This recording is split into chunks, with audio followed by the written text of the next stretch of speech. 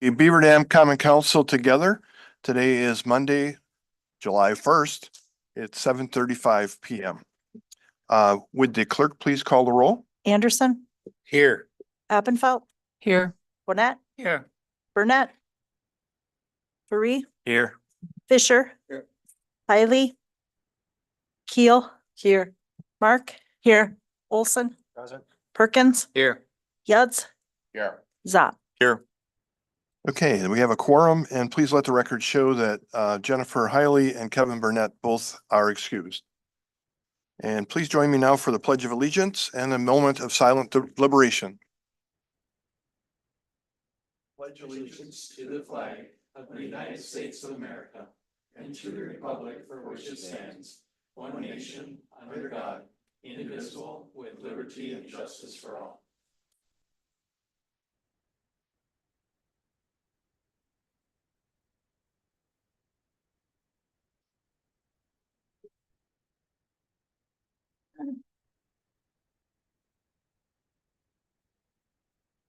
Okay, we come to the point in our meeting where we ask for anyone who wants to speak to us as an informal public hearing.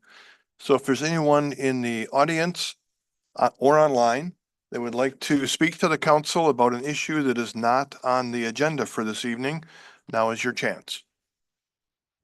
Is there anyone who would like to speak to the council? Is there anyone online or in person that would like to speak to the council? Okay, hearing none, we'll move on to announcements. Have a couple of things. Due to the high level of water on Beaver Dam Lake and also Fox Lake, the no wake policy is in effect until further notice. Did a little checking on that and a little education for me, and Jeremy helped me out with the directions. There's actually a measuring, I'm gonna call it a measuring stick on the side of the dam. And if it reaches a certain point, then the no wake goes into effect automatically. We do have a city ordinance that requires that. So utilities department takes care of monitoring that, and that's when they're monitoring gates too. So they know when the no wake policy will go away, and then the Lake District and Lake Improvement Association are both been very helpful with announcements to the public, Facebook and et cetera, letting people know when that no wake policy is relaxed. Of course, coming up on July 13th is the annual, I call it a Lake Days celebration. It's now called Best Dam Fest, right? And so many activities that day, capped off with fireworks at Tahoe Park on that night. There'll be Waterworks Park and Tahoe Parks have a lot of activities, including a cardboard boat regatta, and also boat rides. If you like to, if you don't get on the lake much, you can sign up for that. And there'll be 10 bands playing dispersed through downtown at various locations. Is there any other announcements that anyone has? Alders up. So I would just like to commend Chief Kreitzinger and the police force. So we had the honor of interacting with them on multiple occasions over the course of BD Pride this past Saturday. Officers, I'll give a shout out to Officer Rindo, did a wonderful job interacting with people, and it was just lovely to have officers there, and we also got to experience their rapid response time to situations and the discreet nature in which they can handle things. And we commend them for how they conducted their business and assisted with the event. So thank you, Chief Kreitzinger, and to your force. Thank you. Any other announcements? Okay, seeing none, we'll move on to disposition of the minutes from the Common Council meeting that was held on June 17th, 2024. Is there a motion to approve those minutes? Alder Yuds? I'll make a motion. Okay, got a motion by Alder Yuds. Is there a second? Alder Bonnet is a second. Is there any discussion, any corrections in the minutes? Yes. Just one minor correction. I've already spoke to Tracy about this, but under number 2, item D, it says motion made by none and it's seconded by Kevin Burnett. So Tracy's going to listen to the tape and put in the correct name there. Okay. None wasn't here that night. Yeah, they were absent. Okay, so we have a motion on the floor. All in favor of the minutes, say aye. Aye. Opposed? And any abstentions? Okay, motion carries. So move on to presentations. City Administrator's report. Nathan? We have 2 good significant presentations, so I'll leave my report to them. So nothing at this time. Okay. And we do have a Plan Commission recommendation. We do. Recommendations to the Common Council, the Plan Commission pursuant to the deliberations made and action taken at its June 26, 2024 meeting hereby recommends the following to the Common Council. Number 1, adoption of an ordinance rezoning parcel number 206-1214-2243-002 located on North Crystal Lake Road from Commercial District and inserting the same in multiple family residential district. Number 2, adoption of a resolution approving land division of parcel number 206-1214-2831-050, paren 301 and 303, Starkweather Drive, currently being Lot 1 and part of Lot 2 of Certified Survey Map number 4029, located in a part of the northeast quarter of the southwest quarter of Section 28, Town 12 North, Range 14 East in the city of Beaver Dam, Dodge County, Wisconsin. Number 3, adoption of a resolution approving land division of parcel number 206-1114-0332-145, paren 829 and 831 East South Street, currently being part of Lot 2 of Certified Survey Map number 6194, located in a part of the northwest quarter of the southwest quarter of Section 3, Town 11 North, Range 14 East, in the city of Beaver Dam, Dodge County, Wisconsin. Michael Wassell, chairperson. Thank you, Ms. Farren. Moving on to the bills. Is there a motion to pay the bills for the June 14th through the June 27th period?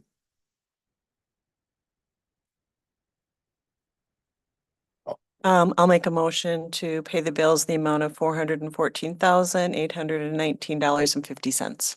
Okay, we have a motion for Alder Marks. Is there a second? Okay, we have a second in the back. Monica. Thank you, Ms. Keel. The hard drive's a little full today. It's just taking a while to get to the front. Okay, we have a motion on the floor with a second. Is there any discussion on the bills? Okay, seeing none, we will call the roll. Okay, voice vote is all in favor of paying the bills, say aye. Aye. And opposed, say no. Any abstentions? Seeing none, motion carries. Now we have a presentation by Brian Romer, representing Ellers regarding the PSC water rate case application.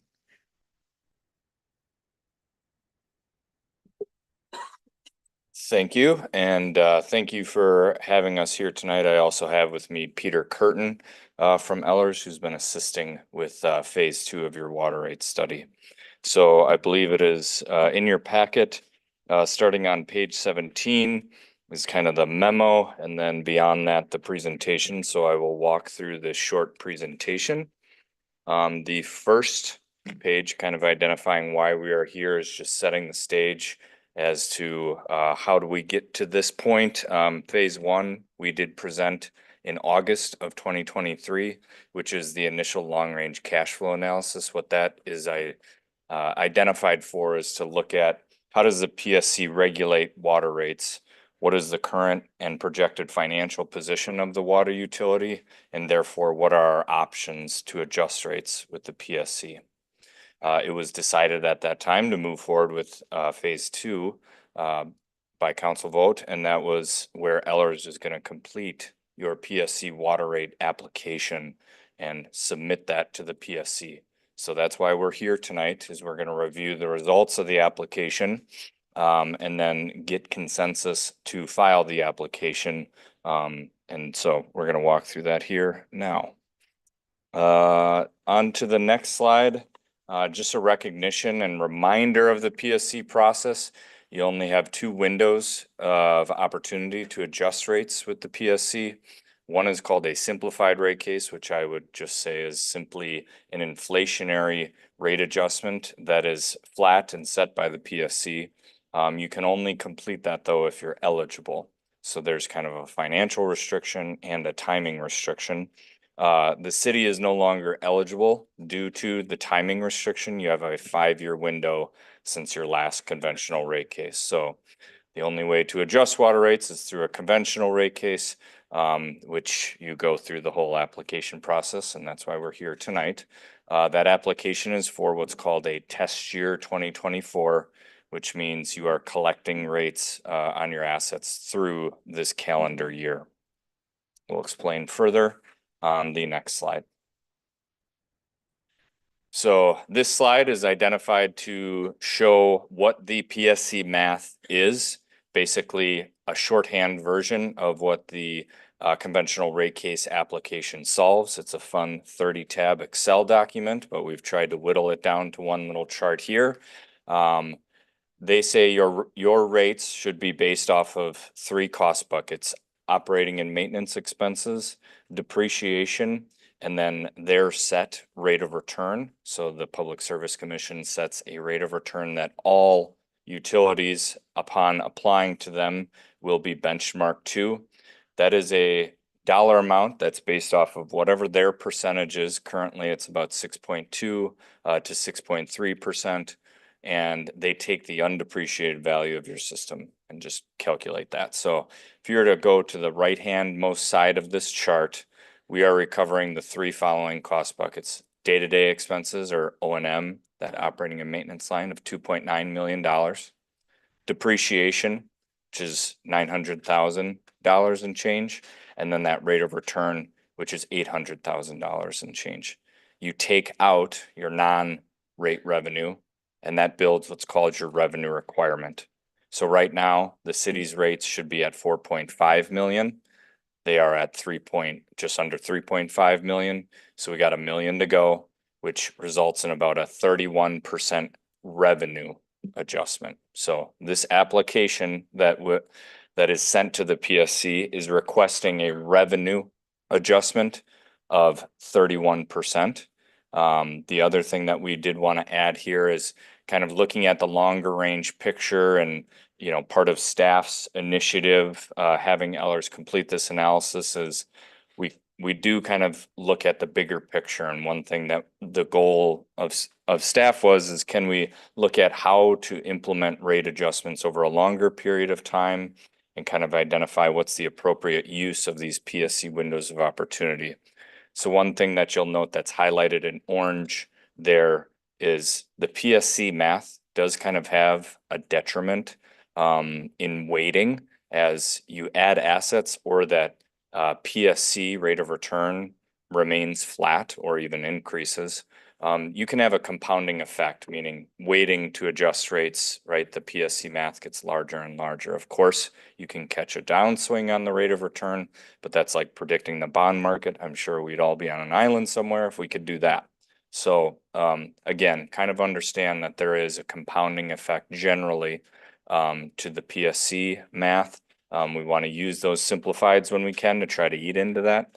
But we also want to make sure it's not too long before the conventional rate case is executed again. So going to the next slide, this is kind of a outlook on the 10-year rate plan. One thing that we did do is obviously project out future operating revenues, future operating expenditures. So what you're seeing here is chronologically, we're moving left to right, starting with the budget 2024 year and projecting beyond that. And then top to bottom revenues, less expenditures, and then take out your debt service, look at your capital needs. We went through the analysis of seeing, are we using debt versus cash? Initially, there's a little bit of debt issued, and then we have, the cash on hand to be able to pay for projects. So we got a 10-year CIP from staff, and as your municipal advisor, we're able to look at the utilities financials on a projected basis and say, this is how we're going to be funding the capital improvement program. Then beyond that, we get to our net annual cash flow. So one thing of note that we went through extensively in the phase one was there are two ways of looking at how utilities operate. If we were unregulated, we would probably look at it more on a cash basis and not this funky PSC math. So one thing we noted is, this PSC math does increase rates where you're going to be cash flowing. So again, that's why we're not issuing as much debt. And as well as it should set you up for the future to take about one or two simplified adjustments depending on how projected revenues and expenditures go. So we did show one additional simplified adjustment here in 2029, as you'll see.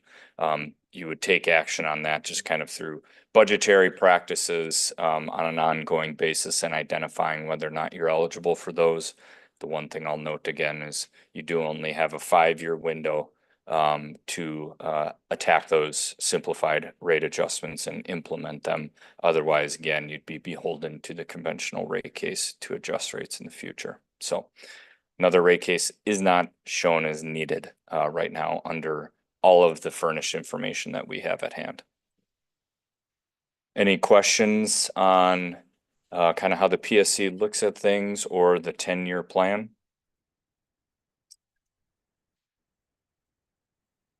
Okay.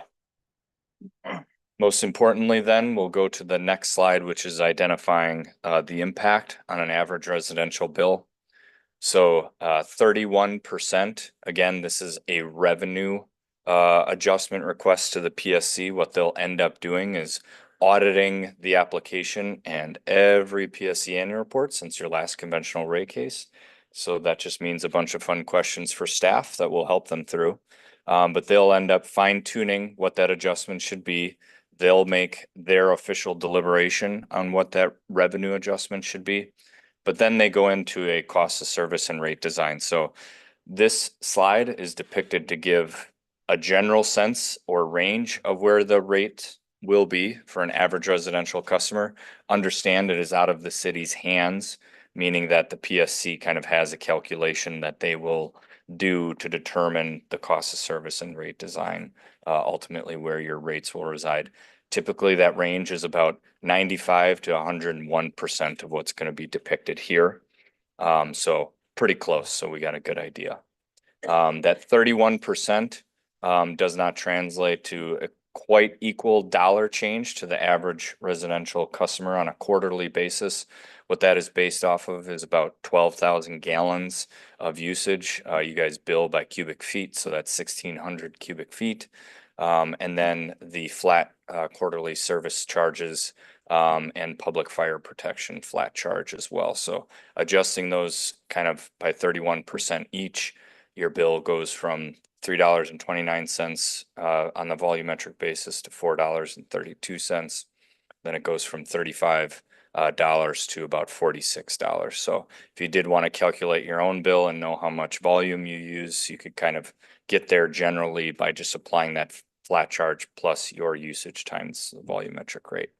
But that is to the average user at the assumed usage about a $27 per quarter. So if you take that by month, we're under $10 a month for this change.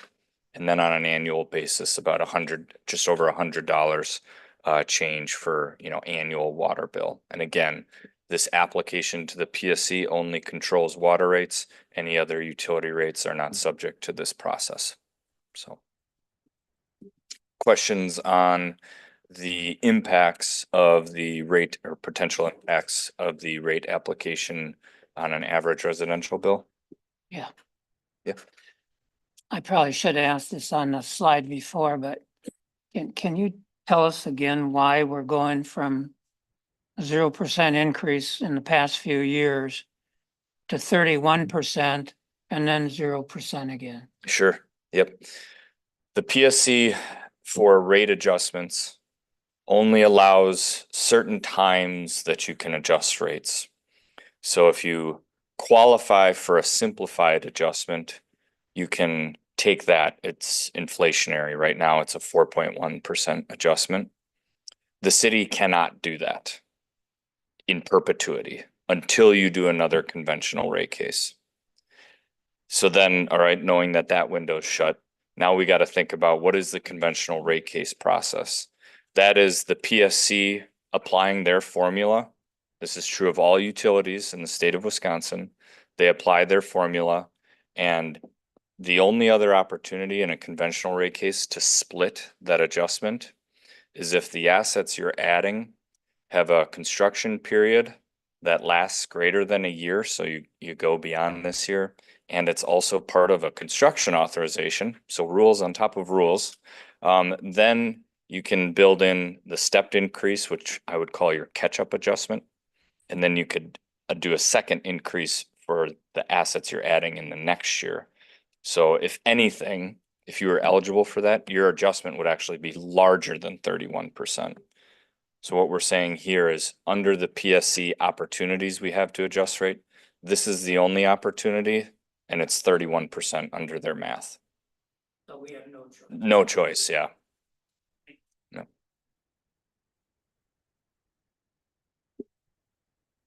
So I recall we talked about this earlier, that going forward after this rate case, we were going to start using simplified rate cases more frequently, possibly yearly. Is that, Jeremy, is that kind of the guidance we provided in that? Oh, you have to qualify for simplified after this? Okay. Correct. Yep. So it's our recommendation to use them, and you'll kind of see that on our recommendation slide, as you're eligible. Again, that's kind of an assessment, like going into your budget process and seeing whether or not, you know, you're qualified based off of your last year's PSC annual report. So again, that's hard to predict. It's based off of how much assets you had, what your maintenance expenses were, which are quite, you know, those can be volatile if you have a main break and things. So it is really hard to project that. So again, that is one of our recommendations to do so, because it does eat into that PSC math. So. If I can just jump in, that as staff, that's our intention, because then by doing that, when the 5-year time frame comes up, instead of having a 31% increase, by having those simplified, you won't have the big jump. So just so that I think we heard council's direction loud and clear during last year's budget, and staff actually approved. We think this is wise and prudent. So know that that's our intention, is to keep that course. Alder Anderson? I guess along those lines, right here, you have it projected at the 31 point whatever %, followed by 1, 2, 3 years of 0. And then in 2029, doing the simplified for 3%, correct? That's what's on here. But what you're saying is that we want to do the simplified every single year. So next year is not 0? Is that our plan, or are we really gonna hold to 0 for 3 Yeah, years? Brian commented, it's hard to project. This is based on what they can project as our eligibility. So correct, Ken. We would if we are eligible, we will bring a simplified rate case forward to council. If we're not eligible, the staff can't do anything about it. PSC regulates it. So what Ellers is demonstrating here is based on their best projection. The next couple of years, we wouldn't necessarily be eligible. The earliest we'd be eligible is, I think, was it 2029 you had? Yep. But you may have a maintenance year, right, where your O&M spikes, and then that makes you eligible. I can't project the main breaks or other maintenance needs that, come out, but we have communities, once the understanding is built, that it's based off of your last year's PSC annual report as well, which comes out in spring of every year. So you would have until spring and then budget season to make a determination if you want to do that adjustment. So in truth, you're kind of like, your next shot at eligibility will truly be like 2026, right? So. Right.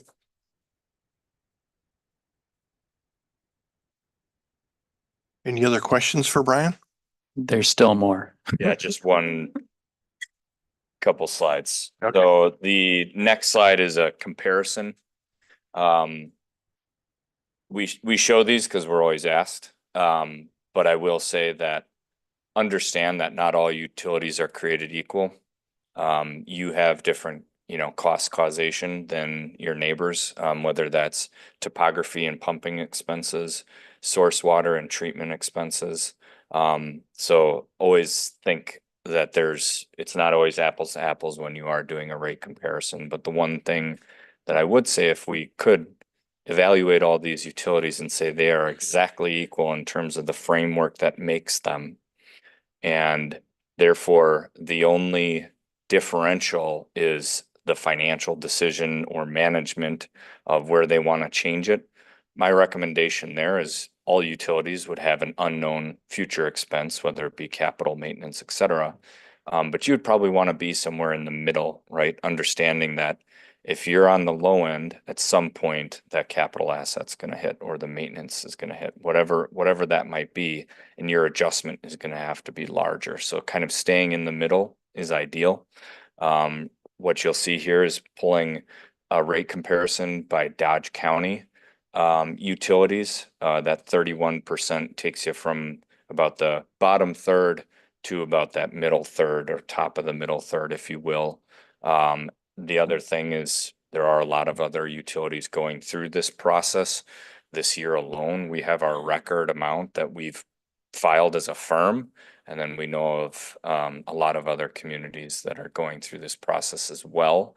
I do believe that has a lot to do with inflation, PFAS regulation. There's just a lot going on for all utilities, water, sewer, et cetera. So this doesn't consider, other utilities that are going in for adjustments either, but you do kind of reside in the middle of this chart after the 31% adjustment.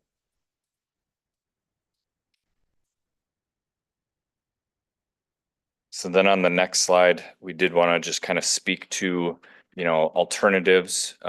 We did identify in phase one that this is kind of our bread and butter in terms of working with utilities, that we do argue a lot with the PSC. So just one of the main alternatives that is always available for any utility is requesting a lower benchmark rate of return from the Public Service Commission, meaning you're changing the PSC math. The benefit there is it does allow for that smaller initial rate adjustment. However, the negative is it is not guaranteed, meaning you're subject to PSC approval. And then also if it is granted, it can come with stipulations. So I have one utility that is, for example, forced to do simplifieds under certain parameters. They are also forced to request, if they have any debt issuance for the utility, that they need to request approval from the PSC. Obviously, that can cause some issue. Go ahead. Yep. Go ahead. So if we accept the PFC rate of return, does that guarantee that they'll accept our application, or not necessarily? It just means there won't be a battle in terms of, or come with extra stipulations. Yeah. So in looking at that alternative, as our second bullet demonstrates here, is in the 10-year plan, near-term financial picture, we would recommend about a 32 cumulative adjustment anyway. And so you would have had to come in for another rate case almost immediately, should we adjust the math downwards, to make a material difference. So it's kind of the point of let's get the catch-up rate adjustment, and then let's move forward with the understanding that as we're eligible, we'll do these simplifieds to appease the PSC math, instead of having to do two conventionals and, have more staff, more third-party, costs, everything like that. So we did look at that alternative, but ultimately said there wasn't a material enough request to the PSC that we felt would legitimately be granted. That would, one, lower the impact, the one-time impact, and wouldn't require another significant adjustment soon after. So you would have just needed to require some, or ask for something so low that we didn't think it would be accepted by the PSC. And then if you turn that, right, you would then have to come back right in, if you did get that accepted. So we feel this approach is suitable, given, you know, where we feel the feasibility is to pay existing and projected obligations of the utility.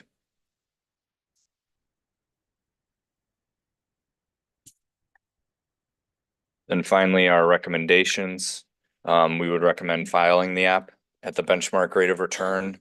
You're currently not eligible and will not be eligible for another simplified unless the conventional rate case process is completed based off of your utility class restriction. You know, if you're just do nothing, and we talked about this extensively at the phase one, but you know, you'd have to issue more and more and more debt in order to keep the cash flow. And we had kind of projected there may be a situation where you're running on very low reserves in 2028.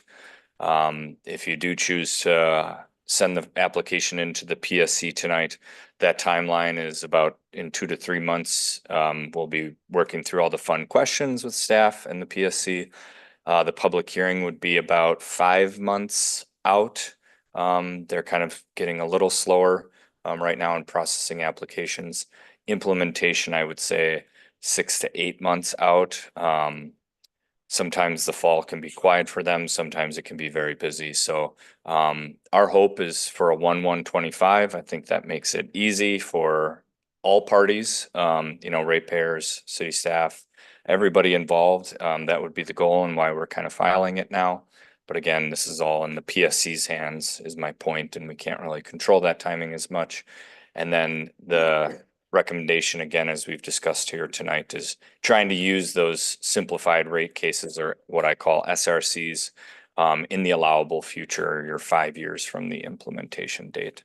So I did provide kind of a sample motion if you wanted to file the application as we've recommended here tonight, or you can certainly discuss amongst yourselves and decide otherwise. So.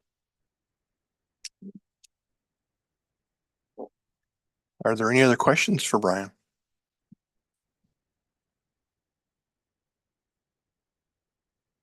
Then I would look for a motion to move forward and use the one on the board.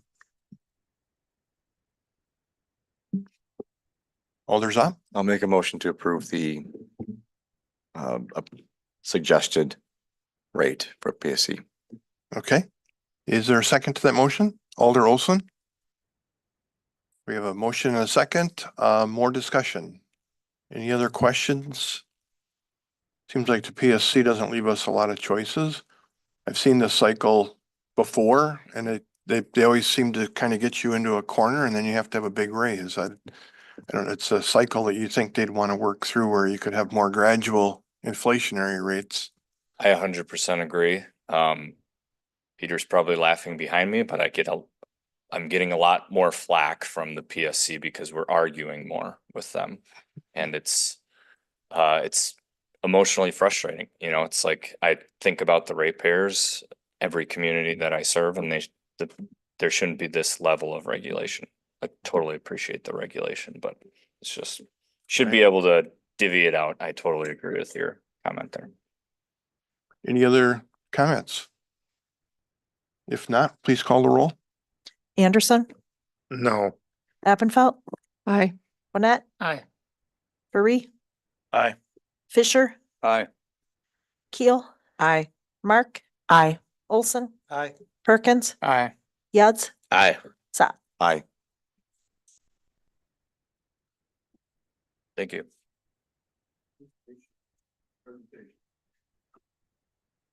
Move on to 2E,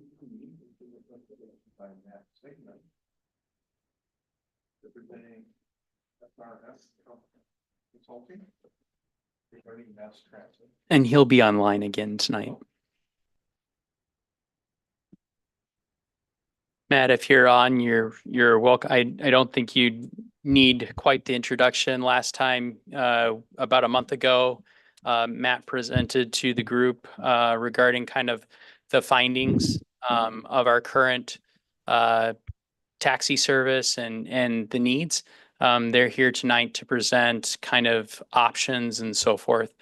So we've got their presentation, and then Matt and Ian are here tonight from SRF. Hi, good evening. Hi, good evening. It seems like people can hear me because I hear an echo, so that's good. We can- All right. So again, as Nathan mentioned, we are here to walk through updates on the Beaver Dam Mass Transit feasibility study. Nathan, it looks like you are sharing. Can everyone see that? All right. So again, why we're here is we're advancing toward the latter half of this study, really getting close to the end here, where we've evaluated in pretty significant detail the existing service that's been provided in Beaver Dam. We are basically concluding in the existing conditions document that is in your packet starting on page 30 that the city of Beaver Dam has a well-performing shared ride taxi that could offer potential for other types of mass transit service. And so it's the objective of this study to identify recommendations that are the best fit for Beaver Dam. And I'll note in contrast to sort of the more regulatory focused presentation we just heard, in this instance, the right fit for Beaver Dam is very much up to city policymakers and staff. So members of the Common Council, we are looking forward toward engaging you in identifying that best solution for Beaver Dam. And so we're here to lay out the various options that we've been considering as part of this study and to ask for your feedback and questions on each of those. So I think, Nathan, we can go ahead and advance. All right, so I think we'll start with a quick study update. And I know since we were here, we can head on to the next slide. Since we were here just a month ago, and next slide again, we have been working toward identifying those alternatives for improvement. We are toward the end of the process, but we're not at the end. So we're here to develop some shared consensus on the path forward and to identify those preferred alternatives before we draft and adopt and finalize a plan. So if we go to the next slide, since our last meeting, we have worked to develop route concepts for a fixed bus route. Again, that would be a new type of transit in Beaver Dam that looks more like a city bus route. We met with the current shared ride taxi provider, Running Inc., to better understand their capabilities and their priorities with regard to transit service, including the existing shared ride taxi and any improvements they'd be willing to collaborate on making. And then we've worked to identify those key issues and considerations for future planning. The main points being, number one, the existing service is not fully meeting the demand. That's been expressed by customers who responded to the survey and community members and organizations around Beaver Dam who've indicated that there's a need for a more robust and reliable transit option. We've also noted that there are some operational and technology considerations at play.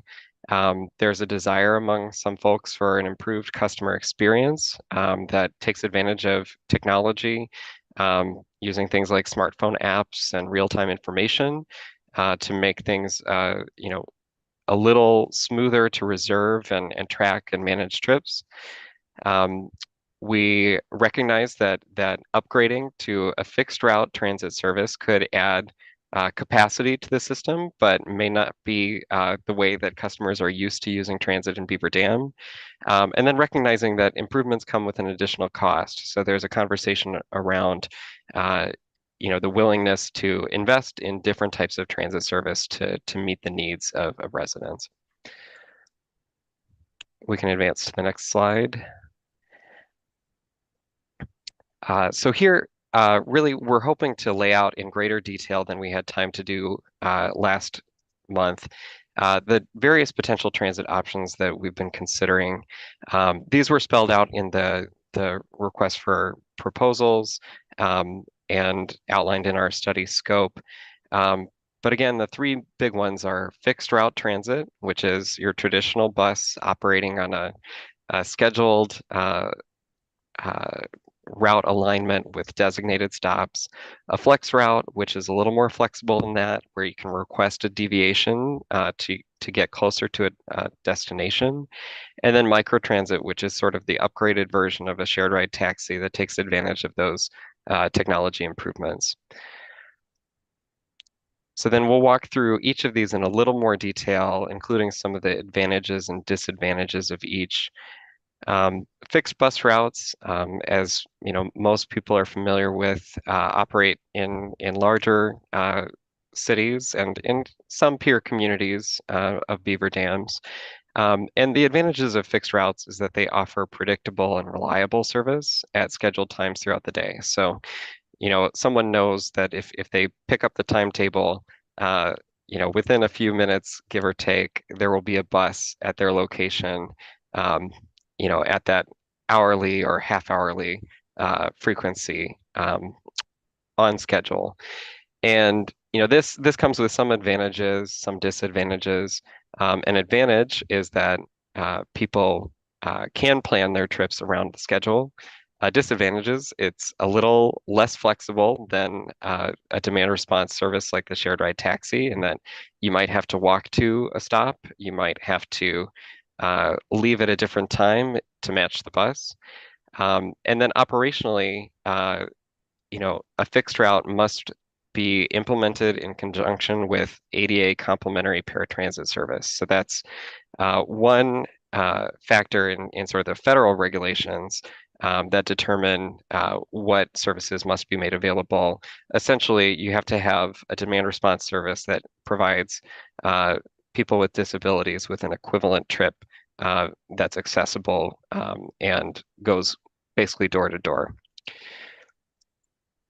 The next mode that we're considering is a flex route, which operates on a distinct route alignment or corridor, but does allow for deviations within 3/4 of a mile of the main route. You know, the intent here is to have something that is a little bit of a hybrid between demand response and fixed route transit, trying to take advantage of a little more of the benefits and reliability of a fixed route, while also retaining some of the flexibility of a demand response service that gets people a little closer to their final destination. This can accommodate people who may not be able to easily walk as far as they would need to get to a true fixed route. It also fulfills the ADA paratransit requirement. So if buses are able to deviate either from a customer request on the bus or via a call in advance, then there's no need to provide a secondary service on top of a fixed route. And disadvantages to these are that they can be slightly less reliable than a fixed route. You may have to build extra time into the schedule to accommodate those deviations. And if a bus is running behind schedule for some reason, there may be a need to schedule a deviation for a later trip or to deny the deviation. So these sort of explain the trade-offs between fixed and flexible service generally, and a flex route is really in the middle of the scale. Looking at the types of vehicles you could use on a fixed or flex route, typically on a flex route, anything that goes off of a main street, you would want to use a smaller vehicle. So oftentimes we see agencies operating, say, 14-passenger vans or these cutaway style buses that you see on the screen here. Those typically are a little better at getting into parking lots or into side streets than a true fixed route bus that could be 30 to 40 feet would be. So they're a little more flexible in that regard. And these vehicles can cost from, I would say, 150 to 300K, depending on the size and complexity of the vehicle and its capacity. And then annually, you're looking at probably $250,000 to $300,000 to operate this service, depending on the contractor that you might use for operations. And so, when it comes to adding either a fixed or flex route, you're talking about determining a schedule, determining a number of vehicles that are required to operate that schedule, and then once you have identified that, your service plan indicates the number, the dollar amount that you'll need to spend every year. That's a little different from the way the shared ride taxi operates, which is demand response, and the costs are variable depending on how much service is actually operated and how many trips are ultimately requested. So that's one thing to note. We can advance to the next slide to talk more about even more flexible options, those being microtransit and then the existing shared ride taxi service. Microtransit is the industry term for demand response service that is technology enabled and typically uses web or app reservations in addition to phone. And the advantage of microtransit is it takes advantage of the same types of technology that have enabled services like Lyft or Uber to give customers a similar travel experience that they can be a little more confident in. We find that real-time information can be very attractive to folks, so they have a clear idea of when their vehicle might be arriving and departing. We see that on services like this, people tend to appreciate that reliability. There may be efficiencies gained in trip routing with the improved technology, and one of the big differences is that many of these systems can accept trips truly on demand rather than, say, an hour to a day in advance, as with many other demand response systems. Disadvantages of microtransit or limitations include that upgrading the technology doesn't always automatically solve your capacity issues without modifying your vehicle schedules or increasing the size of the vehicle itself. There are also additional costs that come with software required to run a microtransit style service. So, there's typically an annual licensing requirement, as well as hardware on the vehicle.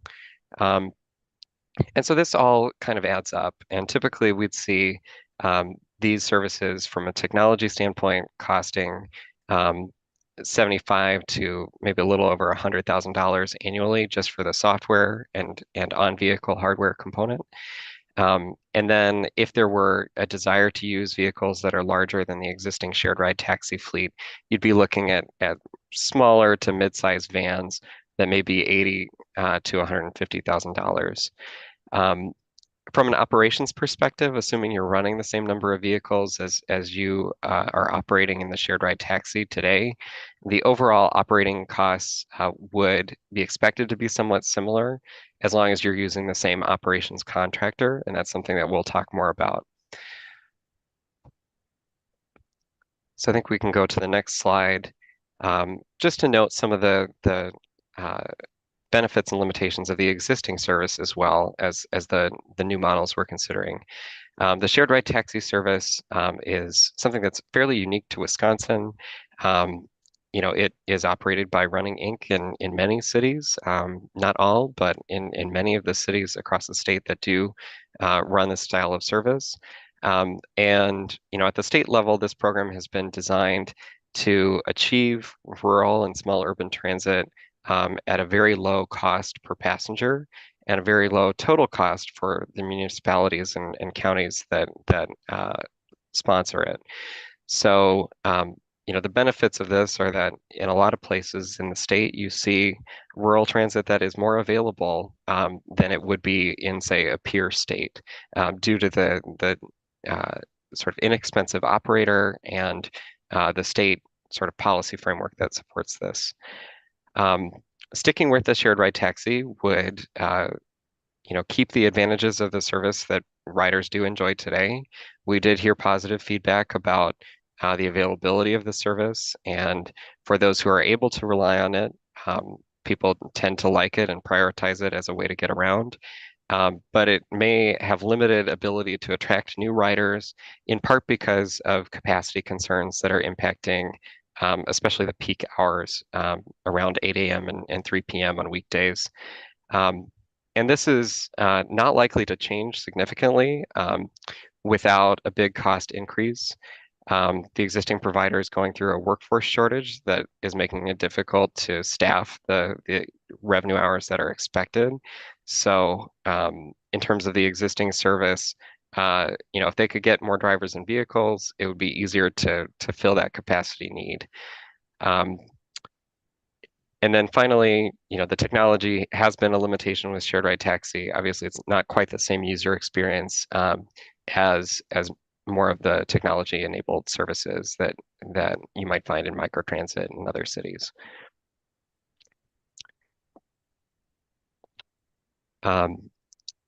So I guess we can pause here.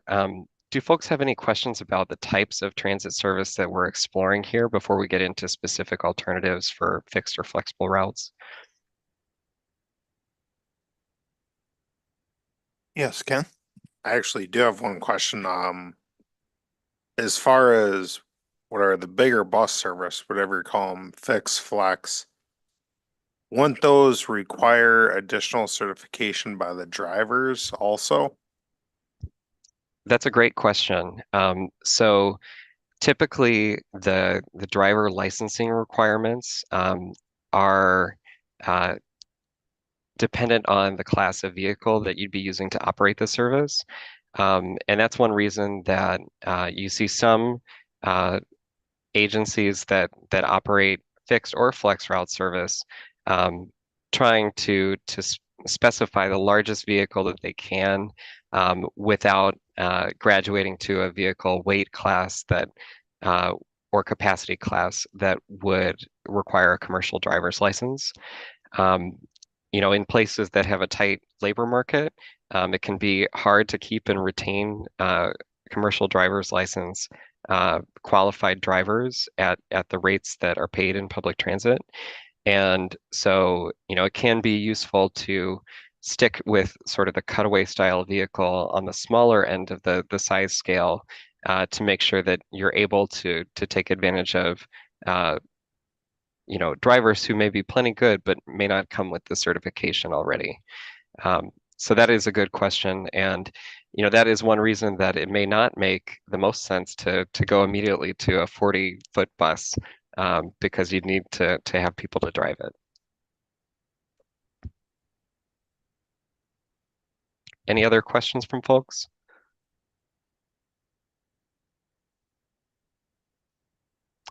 All right. Well, I'm joined by my colleague, Ian Gerardo, who can walk through some of the concepts that we've been exploring for fixed and flexible service. And really these get into particular route alignments that serve major destinations in Beaver Dam. And, you'll see on the next slide that it was a pretty clear pattern that we saw in the existing trip data on the shared ride taxi service that really shows a strong pattern of trip density on Madison and East Spring.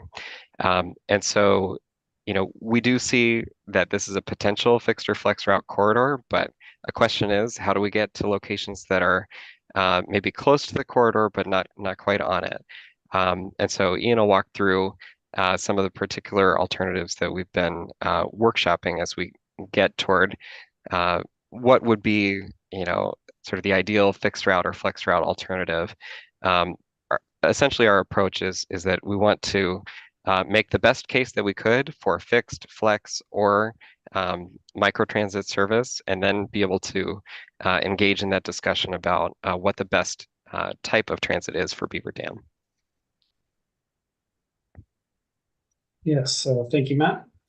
So we developed these concepts based on stakeholder input, the data in front of you from current shared taxi ridership, as well as kind of the important destinations around town. So if you can go to the next slide, please. So we have two options. The first one here is a single route option. Oh, skipped a little far ahead there.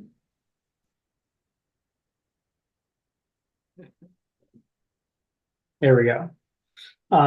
So the dashed line that you see around the route, that is the 3/4 of a mile buffer that represents what a typical flex route would serve. And then the solid line is what a fixed route would serve and the route that the flex route would drive if it was not making deviations. So this single route would take about 49 minutes as a fixed route. Obviously, if it did make deviations, that would take a little bit longer, and it runs about 13 miles, covering major destinations along the Spring Street and Madison corridor. So there are two loops. One is on the northern end, which provides access to the Aldi, Walmart, YMCA, and SSM Health before heading back into downtown Beaver Dam. Once it reaches there, it heads east and down over to the Marshfield Medical Center, as well as the Bedrock Healthcare Center, and a number of apartment buildings along Stone Street before going back down Spring Street, taking a quick jog over 151 and going back up Madison, providing access to the apartment buildings along the lake, Green Valley Enterprises, and a quick little jog over to the Kraft plant. So this way provides access to a lot of very important destinations while still running along that clear northeast to southwest corridor that the shared ride data showed us. If you want to go to the next slide, Nathan. So we also came up with a 2-route option. It is similar to the single route option, split into two. The advantage of having two different routes is each one is a much shorter distance. So if you don't need to ride all the way from Green Valley to Walmart and back, you would have a little bit shorter trip potentially by having these 2-route options. So if you want to go to the next slide. This is the northern route, which we're calling Route 1. It's a 30-minute route, about 7 miles, and it matches the northern part of the single route option identically, heading up again to Walmart, the YMCA, SSM Health, Aldi, and then back downtown where it would make a loop before heading back up. Want to go to the next slide? Route 2 here is a southern loop, similar to the single route option, but slightly different, providing access to Piggly Wiggly, as well as the other destinations I discussed in the previous route option. It takes about 24 minutes to drive this loop. It's about 7.5 miles. And it would meet with the northern route in downtown. We haven't determined an exact location yet, but we have started looking into that.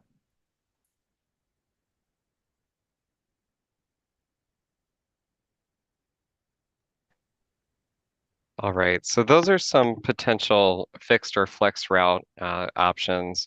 And really the reason that we present those is to outline, what it could look like to, get one of those service types on the map. So what you'll note is that in the fixed route option, many of the major destinations in Beaver Dam would be covered. And, if you look at the 3/4 mile boundary around each flex route, serving Beaver Dam via a flex route really would cover the majority of the city and give most people access to that service. So now, we're planning to get into a little bit more of what microtransit is, what some examples might be of how that type of service can operate, and what considerations might go into changing the service model and upgrading technology. Before I do that, I can pause. Were there any questions about, what the fixed or flex route options showed? Yeah, go ahead, Olson. Those are just examples for routes, right? I mean, those aren't like, that's not what we would take, because I guess bringing the whole Harley dialysis clinic would be something I think that we should be pushing in if we're looking to actually develop a route, because you'd hit a good portion of people, plus help those people going to dialysis out there. All right. Well, that's a reason that we're here. We're here for feedback. So we will make note of that and see if there's a way to work that in.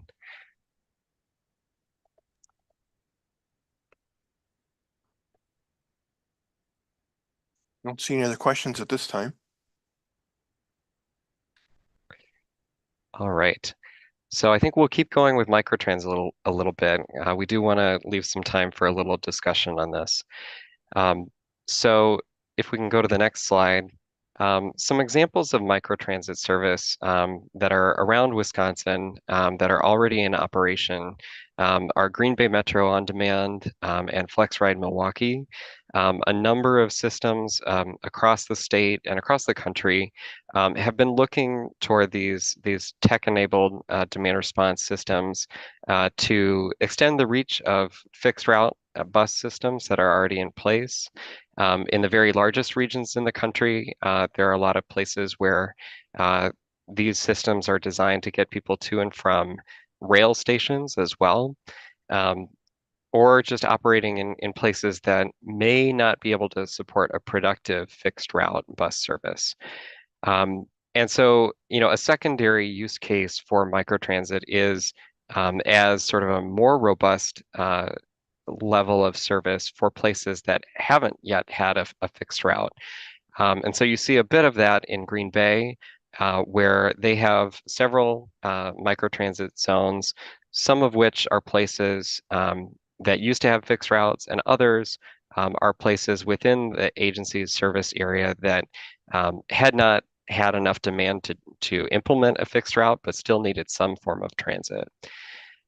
In Milwaukee, the FlexRide service is designed in a little more of a customized way around getting people from high unemployment areas to places, mostly in the sort of outer suburban regions of Milwaukee County that do have growing employment centers. So, with this more flexible service and the benefit of technology, there is the ability to design service pretty closely around the most important needs of a community.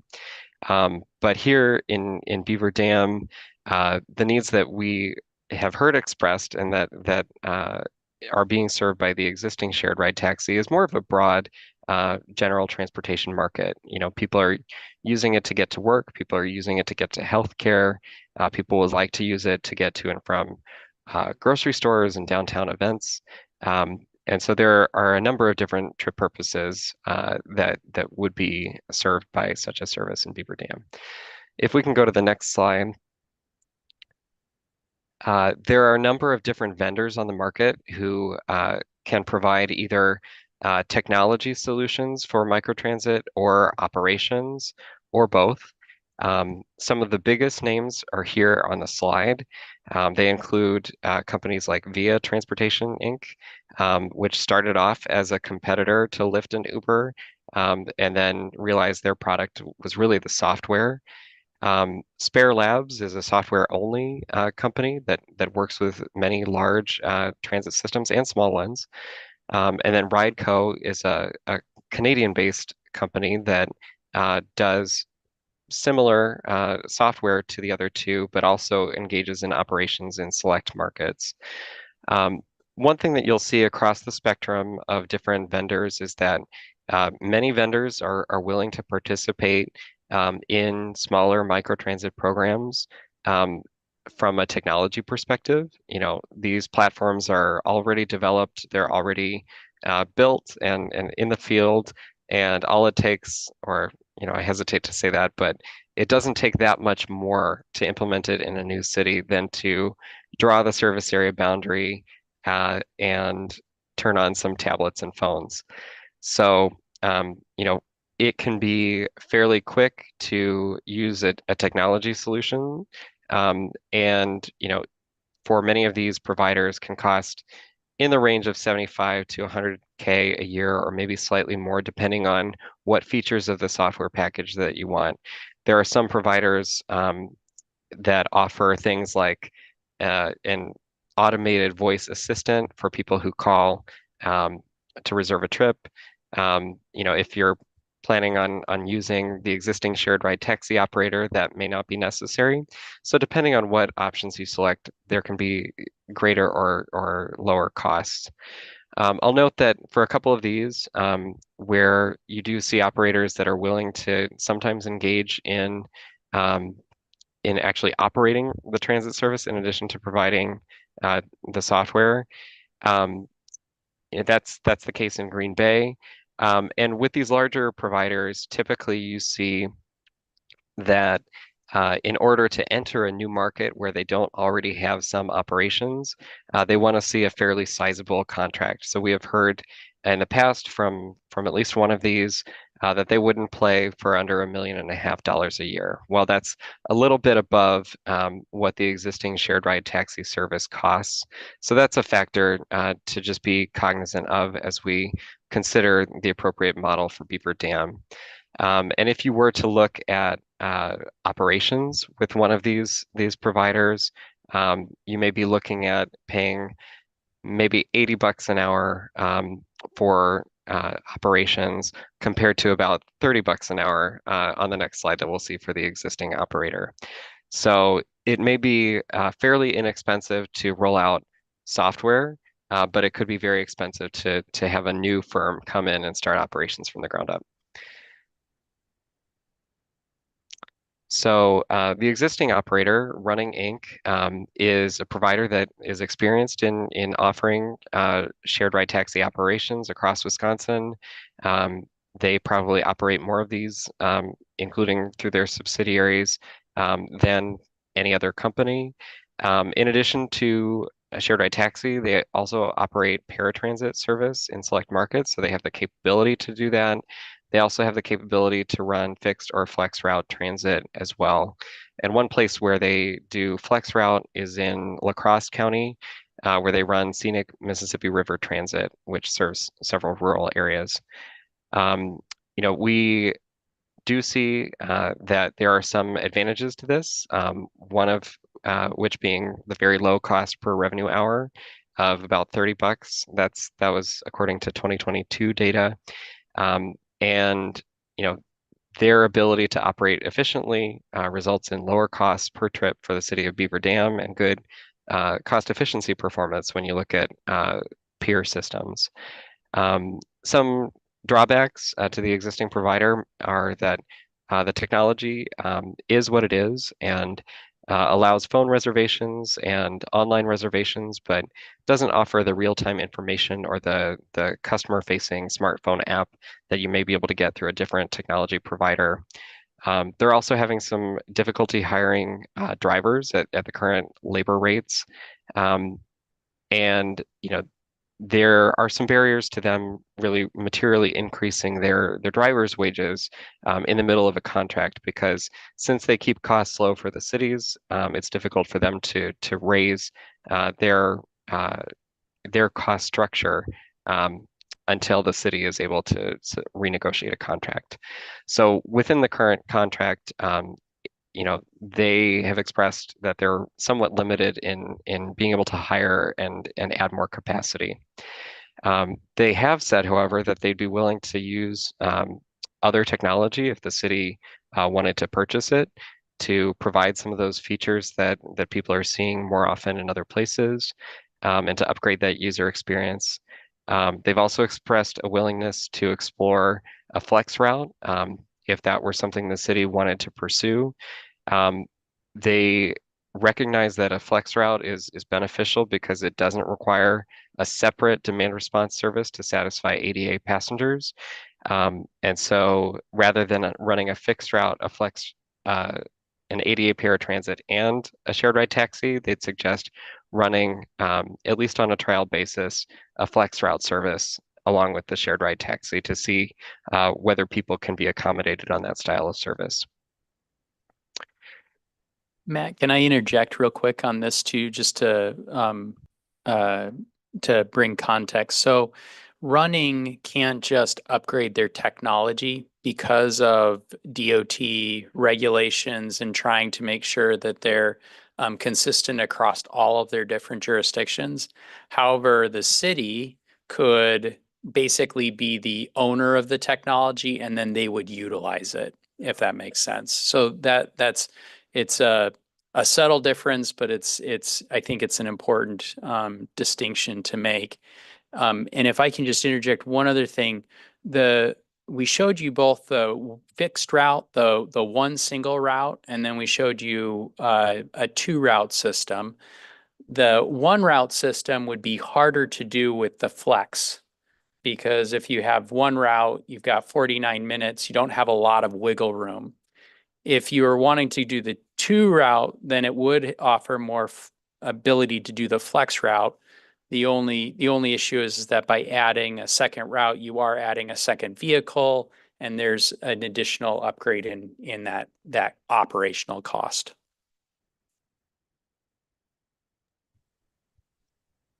Thanks, Nathan. I think those are very helpful points. I think if we can advance to the next slide, I think we have some additional considerations that go into planning a demand response service. 2 of those considerations being fare policy and schedule practices. So right now we've noted that although the city did recently increase fares on the shared ride taxi, the fares are still lower than the statewide average. Some peer agencies charge as much as $5 a ride. That reflects that demand response service is somewhat expensive to operate. I will say though that because of the number of trips on the Beaver Dam shared ride taxi, the overall cost per trip that the city pays is relatively low. It's about $8 a trip. And so that is subsidized, obviously, but to a lower degree than one might find in many other similar systems. Higher fares could improve cost efficiency and could help cover the cost of upgrades, but may decrease ridership on the service.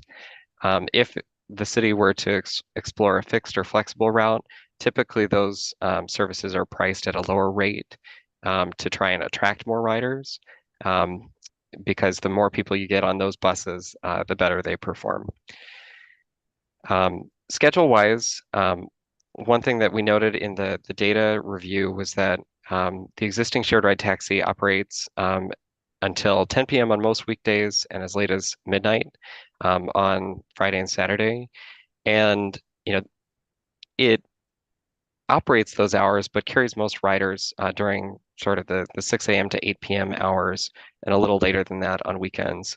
And so although there is some degree of constraint workforce-wise with the existing shared ride taxi provider, it could be that one option to try and address capacity concerns might be to revise the schedule to pull back on the late night hours and add a vehicle instead to the peak hours.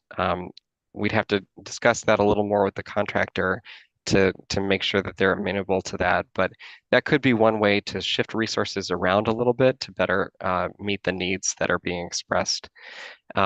Just wanted to mention that as we consider sort of ways to meet those priorities that have been expressed by the people that we've spoken with or seen survey results from. Any questions on sort of what we've shown in terms of microtransit or the service planning considerations here?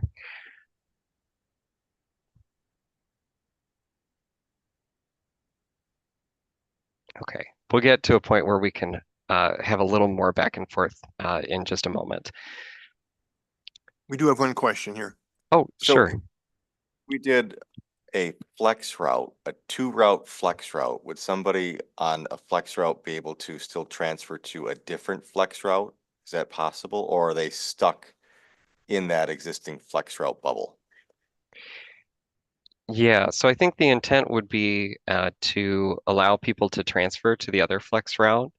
With the way that might operate from I guess a driver's perspective, you would probably have separate service areas for each route, so that if you're on the south route, they may not deviate and go north 3/4 of a mile. And instead you might transfer and have to get on the other bus if you're really traveling, say, from the south part of Beaver Dam up to Walmart. So it's likely that people may sometimes need to transfer if that were the model. Thank you.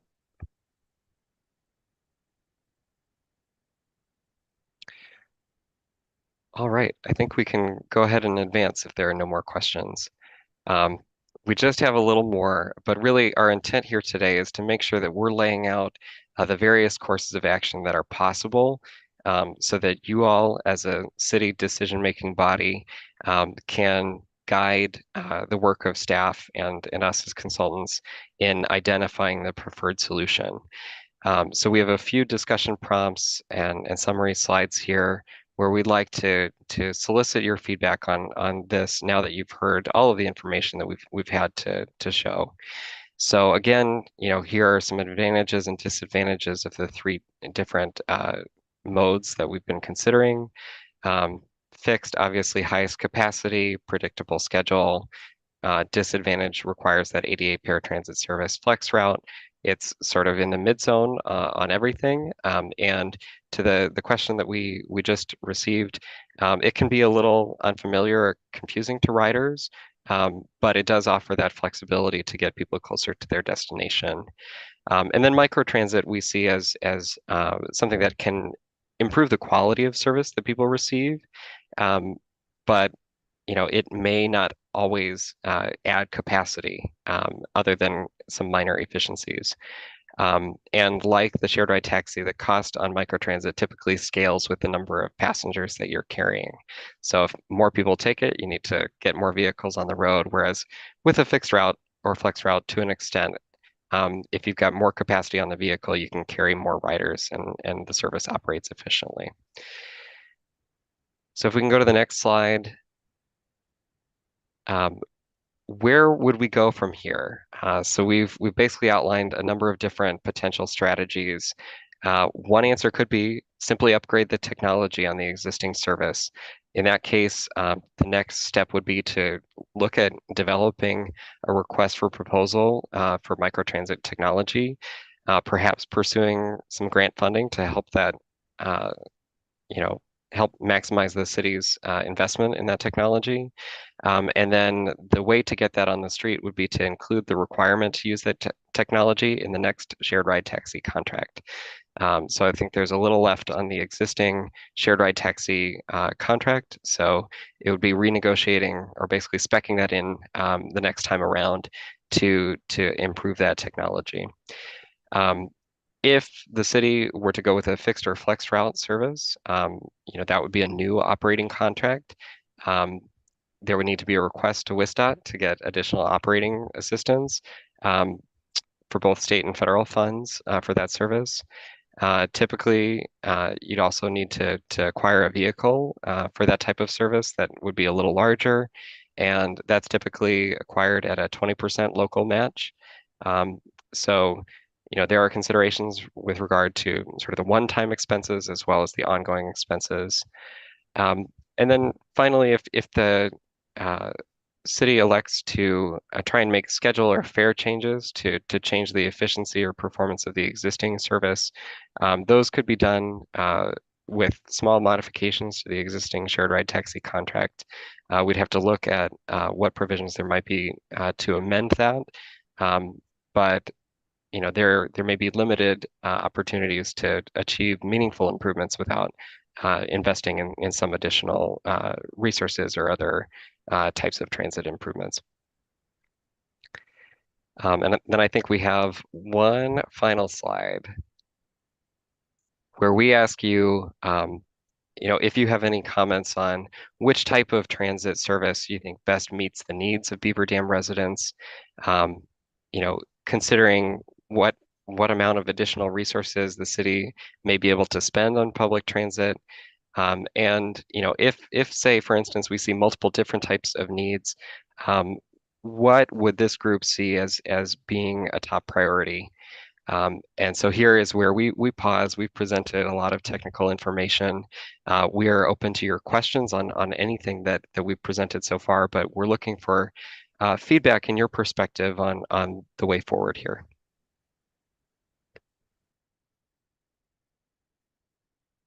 Yes, Mr. Anderson. I have a whole list of notes. I guess some of my big concerns are the fixed route is just completely out for me. That's Beaver Dam does not need a full 40-foot long bus or even a short bus on a fixed route. We just don't need that. The cost for the vehicle, getting a driver, or you're probably gonna need 3 or 4 to rotate shifts on that thing to drive it. It's just the cost of that would never ever be recuperated or even feasible in the city. So to me, you might as well just throw that out. Now, some of the other things are if you do the flex route, which seems like a great idea, that thing is just going to become on demand because everyone on there is going to request to be dropped off at their house. So you're right back to what we already have. So in my mind, we should just look at how to make what we already have better and not look at like, oh, we need these big buses or we need these routes and that we need to work with Running Inc. and see what we can do with them to get it better. My concern over the technology is shouldn't Running Inc. be paying for that, which Nathan handled that they can't. So I mean, we could have that discussion maybe to bring technology in to make the reservations or whatever better with them. But I don't think the reservations are really an issue with them. I think it's just the lack of staffing. Um, which brings you back to we only solve the negative of lack of staffing, which is our current offering. But why would anyone think that bringing on additional services are not gonna suffer from the same lack of staffing? It's gonna happen to every single type. So again, to me, it's like I think it's a great resource. We need to figure out how to make it better. And even with the flex again, like the idea is, yeah, you'd have set drop points. People could walk a block or 2 or 3 or 4 or 8, whatever it is. People aren't going to do that. The ridership of these are, it's elderly people or people that can't get around very good. They're not going to want to walk 2 or 3 blocks to get to where they're going or to be picked up. They want that door side. So it's just going to become, I mean, they're good ideas, but they're not good for Beaver Dam and what we would be servicing. And then just lastly, I think the major destinations should be taking responsibility for the stuff. You got mainly the school district, Green Valley, the hospital, and then the other clinics in there are the major destinations, pickup and drop off points. They need to be taking some responsibility and helping the people going to those out somehow. Like Green Valley should have a bus service for their people. The hospital should have a bus service for people that need to go there for the clinic. SSM, the new clinic, the dialysis thing, they should be offering shuttle services themselves. But yet they're relying on the city to handle it for them. So they're just, in my mind, they're not taking their full share. The school district is the biggest thing. There's so many kids that take the shared ride because the school district is falling short on providing services to their students. And it's terrible. So that's all. That's enough. Alder Fisher. If everybody would just take a second to go to page 60 and read the performance summary, that pretty much says what Alderman Anderson just mentioned. I would agree with him on just about everything he said.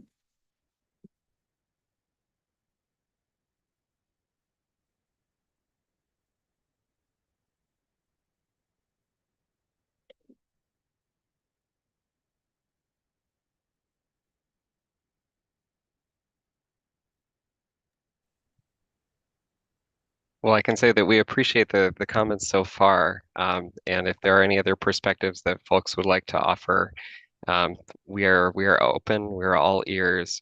Our objective today is to listen to you all and understand what you think is the best fit for Beaver Dam, because I think we have found throughout and through our work in other communities that there is often no one right answer to how to make transit work in a community, but it has to reflect the needs and priorities of local residents. So we appreciate your feedback as decision makers on sort of the priorities and best fit that we're exploring as part of this study, and it'll help us characterize recommendations.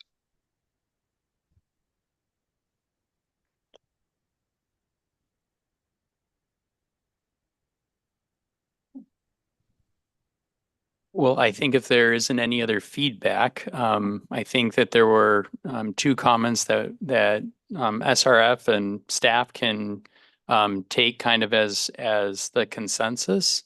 So what I've heard is take the model that we currently have, try to apply some technology and improve the service that we currently have. One of the thought process being that as they go out to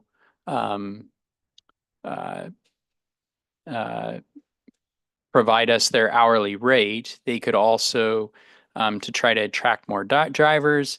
One of the comments to improve their system is to attract more drivers. So they might need to raise rates. Now, raising rates then changes that efficiency model, and that might be one way to try to build capacity is by adding drivers. We could also look at potentially the drivers having different size vehicles, so that shared ride. But I don't know if that would be conditional on us having the technology to make sure that we're maximizing the amount of riders on a shared ride. Alder Mark. I have a question for Matthew. Is it my understanding, you mentioned that, is it my understanding that the current level of subsidies that we're getting from the state and federal level for our shared ride taxi service, my impression is there isn't an opportunity for expanding that share, but is it true that if you move to one of these other models, particularly like a flexed route, which is more efficient, that there are more state or federal dollars available to support those or not? So what I can say is that generally, the state and federal assistance is made available as a proportion of the operating expenses of an agency or of a city that sponsors a service. So in the current shared ride taxi service, state and federal subsidy cover approximately 90% of operating costs. For fixed or flex route service, the proportion may go down a little bit, more toward 80-20, but the majority of the tab would still be covered by state or federal subsidy. It would take applications to WSDOT to get those funds allocated, and it may not be quite to the same rate of subsidy that has been in place with the shared ride taxi, but there would be additional state and federal funds available. And so I think, when we're talking about the costs of these services, there are some big numbers that are on the screen throughout this PowerPoint, and those reflect the full cost of the service. And so we just note that where we talk about vehicles, you could expect an 80-20 split, with 20% coming from the city of Beaver Dam. Where we're talking about, operations, typically that's going to be 10 to 20% city of Beaver Dam share. So, if we're looking at something like technology, depending on how that's contracted, it could go into an annual cost that is reflected as an operating expense. So if you pay, for instance, an ongoing software support fee, that could be covered at a 90% state and federal share, rather than being a capital improvement that gets covered at a lesser degree in just 1 year. So there are different ways to sort of maximize the amount of funding available. There are also grant opportunities for things like innovation. So there are some cases where technology improvements, depending on what they do, could be eligible for an even greater subsidy.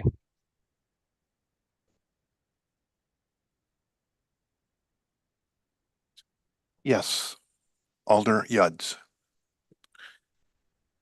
If I read the tea leaves right, if the school system gets their new junior high out on Highway G near 151, they're gonna need a bus service to get those kids out there, because the school system isn't obligated to take anybody less than 2 miles from the school, which is their route would start at Gould Street, which is near Lincoln Park. So that's 2 miles out from the school. So anybody north of that would be getting a bus route. Anybody else in between there is gonna have to use other transportation, which is gonna be the taxi service or this flex route or whatever else we're coming up with. I feel the school system is dumping this project onto the city and letting us deal with it. And currently I'm getting a lot of complaints from seniors during the hours between basically 9 and 3. They're waiting an hour or two for a taxi. I mean, they are really getting fed up with this. So we're gonna have to do something about this soon. That we're gonna have to get more, more drivers or more vehicles. I think that would be the route to go. Cause people aren't gonna walk, especially seniors, 2 or 3 blocks with their bag of groceries and stand there for 15, 20 minutes or half an hour waiting for a bus to show up. And they drop them off at the, 2 blocks down. That's not gonna fly with them. Alder Zah. So knowing that we could do a 90-10 split with city only paying 10% of upgraded technology, that sounds like a no-brainer potentially if that works out. Is the shared ride service currently set up to accept multiple people on one car at a time? I mean, do they do that, or is it literally one call, one person, one car, and then they finish that and come get somebody else? I mean, what are they currently doing? Do we know? Jack, you have an answer to As that? far as I know, they pick up people, they have other people in the car. It's not just one rider. If they're going in a direction, they pick up 2 or 3 at a time and drop them off in a route. Okay, so They're doing the best they can with what they have. Yeah, I mean, It's a shared ride, but it's conditional on a couple of things. One, is it on the way? Is it on the other side of town? Like they're working with their dispatch, right? To try to make the most of it. With an improved technology, could we improve those efficiencies? Yes.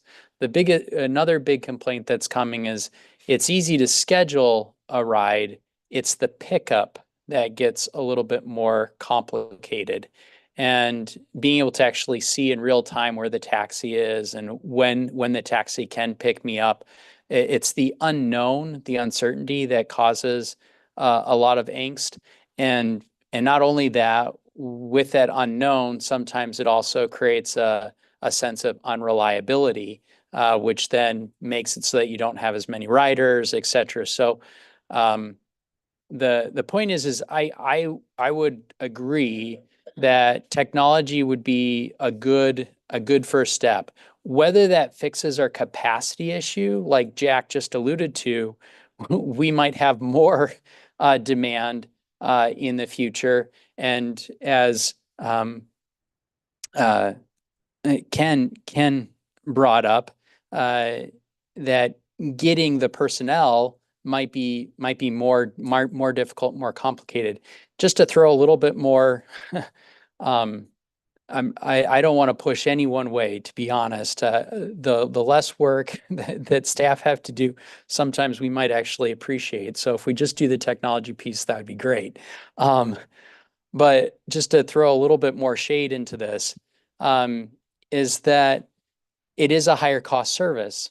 So, are we then raising rates, right, to accommodate for the higher costs to hire drivers? Or do we want to go with a more efficient system, and, make people walk further, but you drive the rates down, right, intentionally so that you get more people on the bus at a given time. Though that's the balance. What I would say is that we don't have to do it all at once. Going to 40 passenger bus, one might be a big lift just for our community in and of itself. Finding a vendor to do that is going to be somewhat complicated. But doing the technology piece, maybe that will help us have an even better understanding of the demand.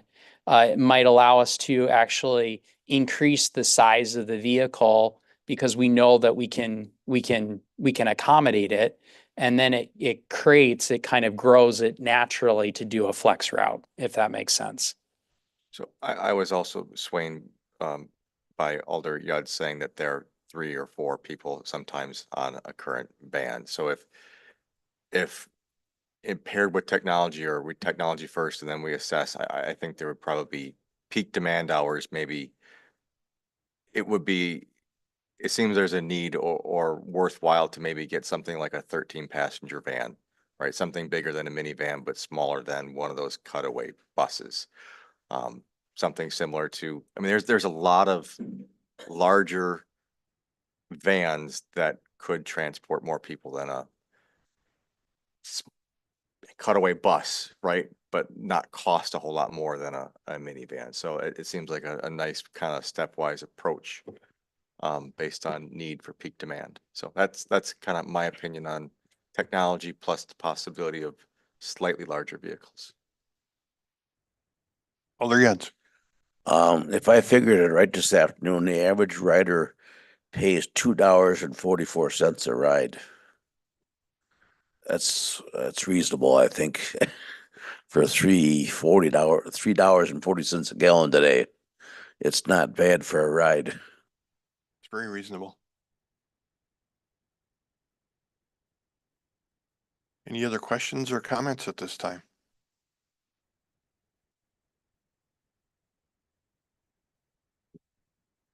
So if I were to just sum up, what I'm hearing is that staff and SRF, we should move forward with the idea of technology, with the thought process of potentially evaluating other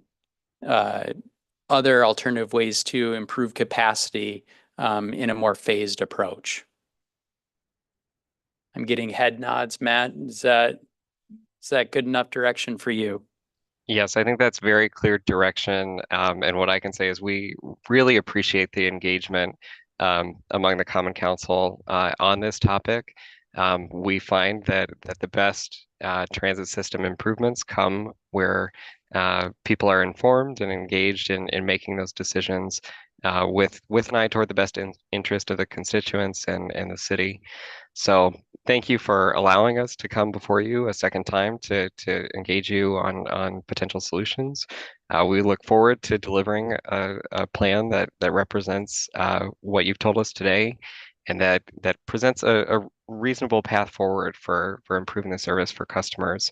We know there are needs out there. We know there are potential ways to make things better, and our objective is to find the best fit for Beaver Dam. So appreciate the time, appreciate the transit planning expertise that you all have brought to the table. It's clear that you've read up on these issues and came ready to play. So appreciate it. Thank you once again. Okay, thank you, Matt and Ian, for your presentation. We appreciate your thoroughness. Oh, we got one more question. Go ahead. Yeah, quick question, Nate, do you have any idea how much we paid for this survey and who paid for it? For this proposal study? Yeah, so the proposal study was something that you authorized through ARPA. we had set aside a certain amount for a mass transit solution. And part of that mass transit solution was with consulting with SRF. I forget the exact figure, but I think it was around 25, 30. Matt, is that sounding familiar? I forget. No, it was. I forget the total amount. You remember the contract So, amount? yeah, our contract amount was just under $60,000. So I think the final number ended up being in the range of 58 or 59. I'd have to get back on the specific dollar amount, but just under 60K. I apologize for being off. Yeah, and part of that was too, we couldn't, because we weren't in a regional system, we weren't able to get matching dollars from the states and feds on this. And so just so that you all know, we did bring this was an approved contract by council. This wasn't Nathan going rogue. So just to be clear.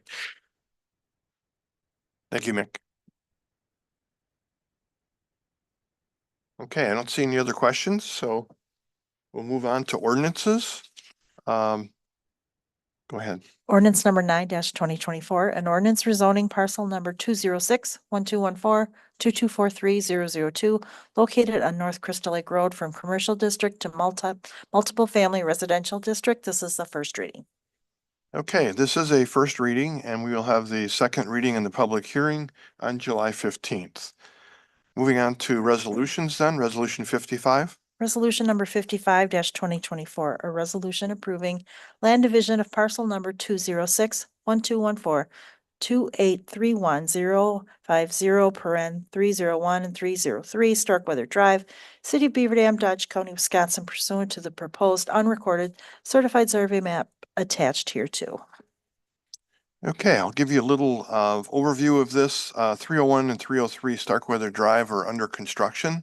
So it is a new property on the corner down toward the walkway that goes to Starkweather or to Edgewater Park. It has been set up for a firewall. So it's totally separate, two separate units, even though they're joined together. So the inspection service has reviewed the plans and find this fitting to do a zero lot line. Is there any questions? Or maybe I should ask for a motion first. Is there a motion to approve this? Alder Yuds? I'll make a motion. And is there a second? Alder Mark? I'll second. Okay, we have a motion and a second. Any discussion, questions? Okay, seeing none, we'll call the roll. Anderson, Aye. Appenfeld, Aye. Bonnet, Aye. Faree, Aye. Fisher. Aye. Keel, Aye. Mark, Aye. Olson, Aye. Perkins, Aye. Yuds, Aye. Saab. Aye. Okay, motion carries. Resolution 56 is next. Resolution number 56-2024, a resolution approving land division of parcel number 206-1114-0332-145, 829 and 831 East South Street, City of Beaver Dam, Dodge County, Wisconsin, pursuant to the proposed unrecorded certified survey map attached hereto. Okay, unlike the previous one, this is an existing property. It's been used as a rental duplex, and the owner is now asking for a separation. And the again, the city inspection has gone through the building and make sure it is up to code for a zero lot line. So is there a motion to approve this resolution? Alder Bonnet? So moved. And a second? Alder Keel. We have a motion and a second. Is there any questions or discussion? Alder Ken Anderson. Oh, if the building inspector went through there, that's great. I guess I'd just make the comment, if they could get the owner of that building to stop having the sub pump discharge into the neighbor to the south of them's yard, that would be even better. So I just hope the new owners, because they're splitting it to sell it, let's be honest, they want to sell it. each side is an individual condo, so hopefully the current owner isn't laying off any issues that may be had with that property. I've actually been on the backyard. The lady that owns the land behind it contacted me a year or two ago, and yep, there's a pump just pumps right into her backyard, which is great when it goes into her basement. So, but yeah, I don't have a problem with it. They just want to sell them as condos, pretty much, is my understanding, right? Okay, Alder Yads? I had a specific conversation with their inspector about the sump pumps, hoses sticking out. He said, as long as it's 5 feet short of your property line, there's nothing they can do about it. You can't go up to the property line, but you can go 5 feet short for the water has an opportunity to absorb into the land. Wow. So, but I would highly suggest put them out towards the street for the sewers, the wastewater can handle it there instead of someone else's backyard, because I've been getting a couple of phone calls, they're drowning everybody else's backyard. Okay, good information. Thank you. Any other questions on the resolution? Seeing none, please call the roll. Oppenfeld, Aye. Bonnet, Aye. Marie, Aye. Fisher, Aye. Keel, Aye. Mark, Aye. Olson, Aye. Perkins, Aye. Yads, Aye. Zop, Aye. Anderson. Aye. Okay, resolution passes.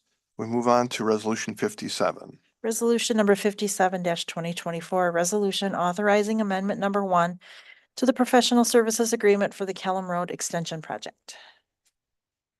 Okay, you have resolution 57 in front of you. Is there a motion to approve? Alder Perkins? I make a motion. And is there a second? Alder Zop. Okay, we have a motion and a second.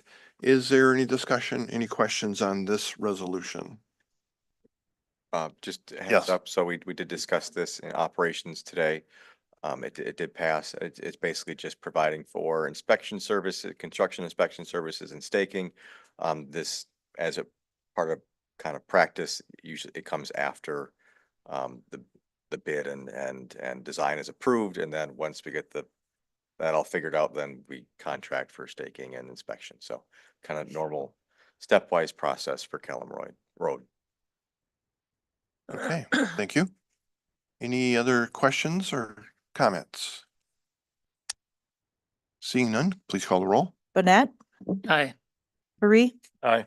Fisher, Aye. Keel, Aye. Mark, Aye. Olson, Aye. Perkins, Aye. Yads, Aye. Zop, Aye. Anderson, Aye. Eppenfeld. Aye. Okay, resolution 57 does pass. Move on to resolution number 58. Resolution number 58-2024, a resolution establishing a City of Beaver Dam Fire Prevention and Training Fund with the Beaver Dam Area Community Foundation. Okay, looking for a motion. Alder Eppenfeld. I so move. Okay, is there a second? Alder Free. I'll second. Okay, we have a motion and a second on the floor. Is there some discussion? Anybody want to clarify for the operations committee that didn't know about this? Alder Anderson? Yeah, what's the background on this, and did the fire and the PFC completely sign off on this? Police and Fire Commission did see this last month.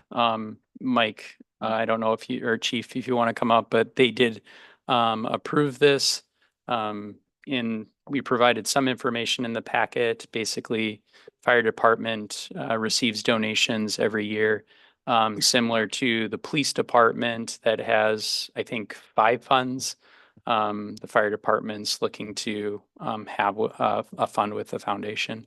Chief, if you want to add anything else. Yeah, so what we're looking to do, we do have several funds right now.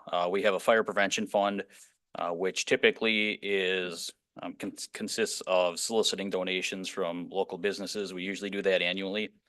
That money is then taken and we'll purchase fire prevention goods for the schools every year, that sort of thing. We also included in that, we also do fire extinguisher training for local businesses. We have a system that we purchased years ago. So that's part of the prevention fund. That right now is just in a simple checking account. And so we're kind of looking to consolidate some of this so we can manage it better, and earn some interest. Outside of that, this is also, you'll see the words training in there.